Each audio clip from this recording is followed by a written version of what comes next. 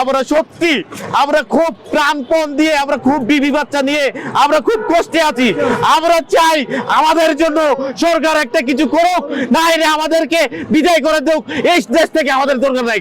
তো 15 থেকে 20 বছর ধরে আমরা যে এই পরিশ্রমটা করে আসতেছি, এখন সরকার আমাদেরকে কল্যাণ সমিতির নেতৃবৃন্দকে বলতে চাই, আমাদের আর সাতটা দাবিতে পড়ে থাকলে হবে না।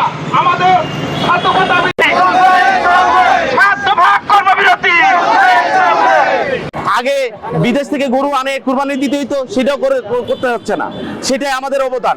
এই প্রায় 5000 EITর আমাদের এই প্রাণী সম্পদের অনেক অবদান আছে, কিন্তু আমরা এই দুর্দশায় আমাদের কেউ দেখতেছে না, আমাদের ডিপার্টমেন্ট দেখতেছে না, আমাদের সরকারি কর্মকর্তা, আমাদের দেশের ঊর্ধ্বতন মহল আমাদেরকে বিষয়টা আশ্বাস দিয়ে এতদিন 20 বছর যাবত আমাদেরকে ধরে রাখছে, কিন্তু অথচ আমাদের বয়স যৌবন জীবন সব আমাদের এই প্রাণী সম্পদ থেকে আমরা শেষ করছি। এখন আমরা কোনো নিরুপায় কোথাও যাইতে পারতেছি না, আমাদের পরিবারকে আমরা কিছু দিতে পারতেছি না, এখন অনাহারে মনে করেন দিন কাটাচ্ছি। আমরা সত্যি আমরা খুব প্রাণপণ দিয়ে আমরা খুব বিবি বাচ্চা নিয়ে আমরা খুব কষ্টে আছি। আমরা চাই আমাদের জন্য সরকার একটা কিছু করুক, না হলে আমাদেরকে বিদায় করে দেখ, এই দেশ থেকে আমাদের দরকার নাই। আমরা কি এই দেশে কি রোহিঙ্গা আসি? আমরা কি এই দেশের জন্য কিছু করি নাই?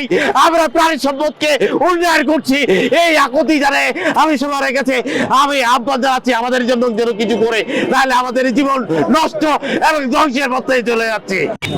প্রাণী সম্পদের আমরা একজন কর্মচারী, এই কর্মচারী বিন্দু আমরা গত 25 বছর ধরে বিনা বেতনে আমরা এই কাজের সাথে লিপ্ত আছি। এইভাবে কাজ করতে করতে এক সময় আমাদের AI টেকনিশিয়ান পদে আমাদের নিয়োগ দেওয়া হয়, স্বেচ্ছাসেবী থেকে AI টেকনিশিয়ান। এরপর থেকে আমাদের একটা ভাতা বৃদ্ধি করা হয় শুধু 500 টাকার ভিত্তিতে, ক্রমান্বয়ে আবার এটা বাড়তে থাকে 2000 থেকে। এটা এরকম করতে করতে সরকার দিতে দিতে যখন প্রকল্প শেষে আমাদের গত 9 মাসের ভাতা এখন পর্যন্ত আমাদের অপরিচিত।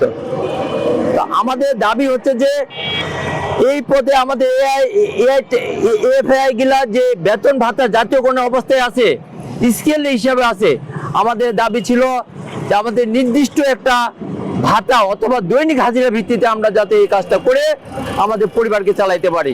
আমাদের আজকে যে দিনাতির এমন অবস্থা হয়ে গেছে যে আমাদের যে আগে আমরা কর্ম করে খাইতাম, সে কর্ম করে খাওয়ার অবস্থা নাই। আমাদের অবস্থান এত পরিমাণ নিচে নেমে গেছে, স্যারদের আমাদের যে একটু করে আমাদের করুণা করবে যে ভাই তোমরা আসো, তোমরা কাজকর্ম তোমরা করো, আমাদের যে দাবি দাওয়া করেছিল সেই দাবি দাওয়াগুলো ওরা মানে নেয় না। যার জন্য আমরা তো কখনো অন্যায় করি না, আমরা যে একটু করি পূর্ণাঙ্গ সরকারি কাজ করি, সরকারি কর্ম করে খাই। আমরা তো চুরি বাটপারি করে খাই না, আমরা বেসরকারিদের মতো অন্যায় করে টাকা ইনকাম করে খাই না।